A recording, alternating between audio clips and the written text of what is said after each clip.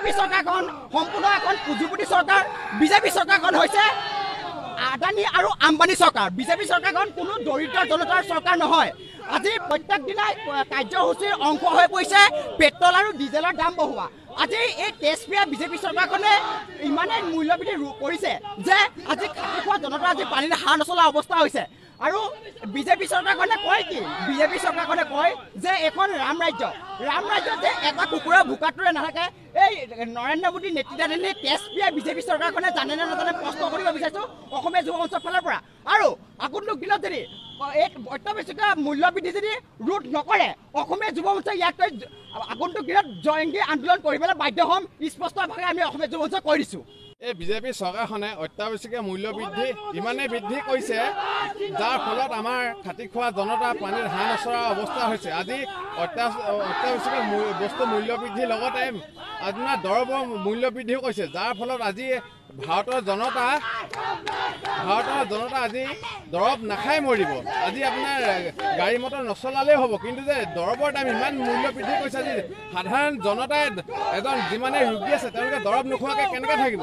এতিয়া বিজেপি চৰকাৰখনে সম্পূৰ্ণ দৰৱ চৰৱ নোখোৱাকৈ দুখীয়া মানুহক আৰু খাব নোপোৱাকৈ মাৰিবলৈ বিচাৰিছে। আৰু আমাৰ ভাৰতখন অতি সোনকালে শ্ৰীলংকাৰ নিচিনা পৰিস্থিতি হ'ব আৰু ভাৰতৰ মানুহেও খাবলৈ নাপায় পেটত গামোচা মানি অন্য দেশলৈ ঢাপলি মেলিব লাগিব। আৰু অসমীয়া যুৱ মঞ্চই স্পষ্টকৈ কৈ দিছোঁ মূল্যবৃদ্ধি যে ভাৰতীয় জনতা পাৰ্টি বা বিজেপি চৰকাৰখনে ৰোধ নকৰে আমি গোটেই ভাৰত জুৰি অসম জুৰি জংগী আন্দোলন কৰিবলৈ বাধ্য হ'ম।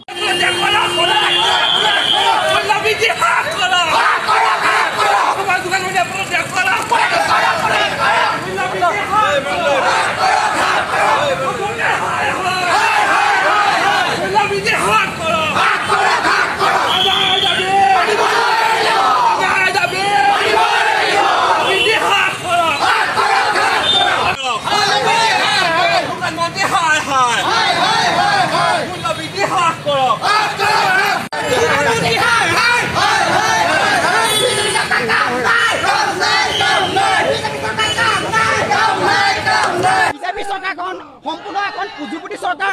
বিজেপি চৰকাৰখন হৈছে আদানী আৰু আম্বানী চৰকাৰ। বিজেপি চৰকাৰখন কোনো দৰিদ্ৰ জনতাৰ চৰকাৰ নহয়। আজি প্ৰত্যেক দিনাই কাৰ্যসূচীৰ অংশ হৈ পৰিছে পেট্ৰল আৰু ডিজেলৰ দাম বঢ়োৱা। আজি এই তেজপিয়া বিজেপি চৰকাৰখনে ইমানেই মূল্যবৃদ্ধি কৰিছে যে আজি খাতি খোৱা জনতা আজি পানীৰ হাৰ নচলা অৱস্থা হৈছে।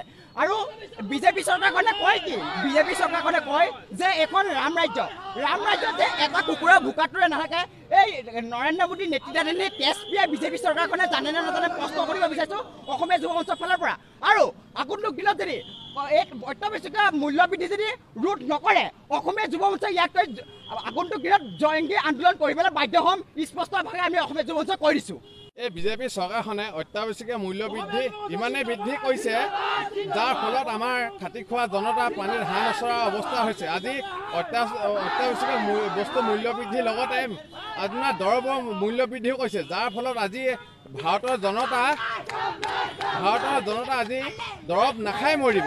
আজি আপোনাৰ গাড়ী মটৰ নচলালেই হ'ব, কিন্তু যে দৰৱৰ দাম ইমান মূল্য বৃদ্ধি কৰিছে আজি সাধাৰণ জনতাই এজন যিমানে ৰোগী আছে তেওঁলোকে দৰৱ নোখোৱাকৈ কেনেকৈ থাকিব। এতিয়া বিজেপি চৰকাৰখনে সম্পূৰ্ণ দৰৱ চৰৱ নোখোৱাকৈ দুখীয়া মানুহক আৰু খাব নোপোৱাকৈ মাৰিবলৈ বিচাৰিছে। আৰু আমাৰ ভাৰতখন অতি সোনকালে শ্ৰীলংকাৰ নিচিনা পৰিস্থিতি হ'ব আৰু ভাৰতৰ মানুহেও খাবলৈ নাপায় পেটত গামোচা মানি অন্য দেশলৈ ঢাপলি মেলিব লাগিব। আৰু অসমীয়া যুৱ মঞ্চই স্পষ্টকৈ কৈ দিছোঁ মূল্যবৃদ্ধি যে ভাৰতীয় জনতা পাৰ্টি বা বিজেপি চৰকাৰখনে ৰোধ নকৰে আমি গোটেই ভাৰত জুৰি অসম জুৰি জংগী আন্দোলন কৰিবলৈ বাধ্য হ'ম।